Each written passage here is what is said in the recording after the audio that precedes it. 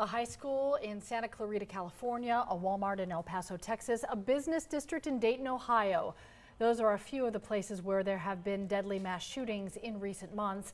And with each one, there are legislators who come forward talking about the need for tougher gun laws. But guns are still in demand in the U.S. The FBI says it's handling a new surge in background checks as people try to buy guns. Jennifer Bellamy joins us. Jennifer, we're actually on pace here to set a record. Yes, Cheryl, the FBI doesn't track sales of guns, so its National Instant Criminal Background Check System is a way to gauge what's happening across the country. Record year. For the first time since the FBI started performing background checks in 1998, the number of reviews has remained above 2 million per month. That's according to a report in USA Today, and it signals a trend that's expected to continue as we approach the holiday shopping season. Firearms purchased during that period could lead customers to break the one-year record of 2.5 million background checks. So what's behind the steady pace and growth?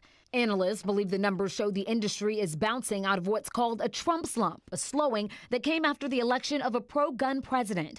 But why could holiday shopping turn 2019 into a record-breaking year? Well, believe it or not, Black Friday has traditionally been one of the busiest days for gun dealers. And that means it's also busy for the FBI employees checking backgrounds, deciding if would-be gun buyers are free to proceed with their purchases. 2 years ago, for example, the FBI received more than 203,000 background check requests on a Black Friday, a single-day record.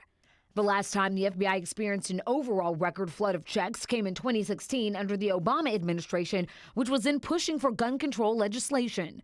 The Bureau is now requesting extra money and extra employees to handle the workload. Earlier this year, the agency asked Congress for 40 new positions and $4.2 million to manage the growing number of firearm background checks.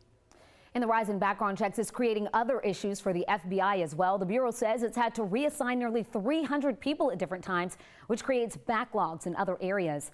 It also says it's worked to improve its system, but the number of requests and the complex nature of addressing them has forced the FBI to ask for more money to deal with it all.